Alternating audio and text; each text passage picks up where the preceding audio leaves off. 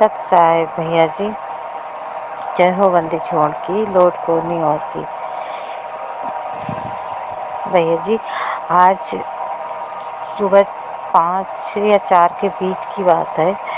आज मालिक ने हमारी एक 9 साल की बेटी है, उसे दर्शन दिए थे मालिक स्वप्न के द्वारा।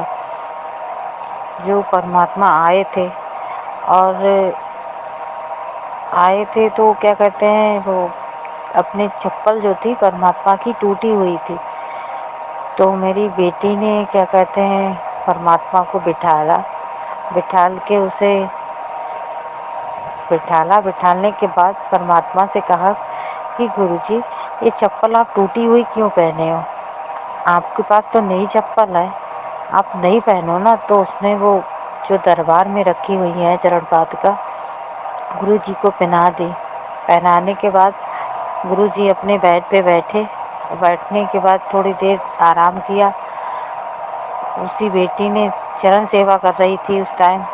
चरण सेवा करने के बाद गुरुजी उठ के वहाँ से अपने गेट से बाहर हो गए और फिर अंतर ध्यान हो गए। भैया जी, हमारे पास केवल, जैसे कि हम वैसे तो एक फैमिली में रहते हैं भैया जी, और जैसे हम 5 लोग हैं, भगत जी हमारे नाम लिए हुए हैं, हम लोग संकल्प दीक्षा से जुड़े हुए हैं। एक कमरा है, केवल हमारे पास एक कमरा है, उसी में परमात्मा का बेड लगा रखा है और उसी में खाना बनाते हैं, खाते भी हैं और उसी में हम लोग ज़मीन पे बिस्तर लगा के सो जाते हैं।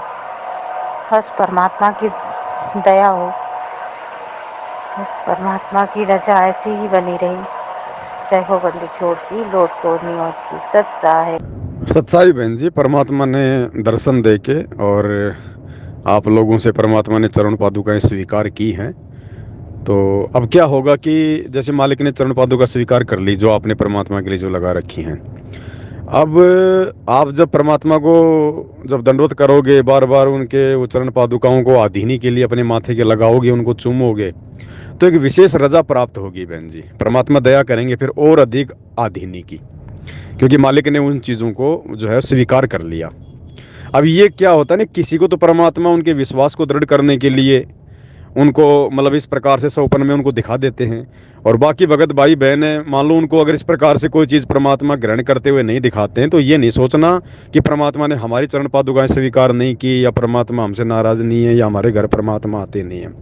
देखो, अब जैसे दास के पास में किसी भाई बहन का कोई शंका का कोई जो है फ़ोन आया, तो दास उनसे बात करता है, फिर उसकी ऑडियो बना के संगत में डाल देता है। अब वो शंका किसी एक की थोड़ी है, वो शंका तो बहुत सारे भाई बहनों की है, लेकिन उस एक बहन ने तो मेरे से समाधान प्राप्त कर लिया बात करके, और बाकी परमात्मा की आत्माओं को परमात्मा ने इस दास के माध्यम से वीडियो बना के शंका समाधान करवा दिया।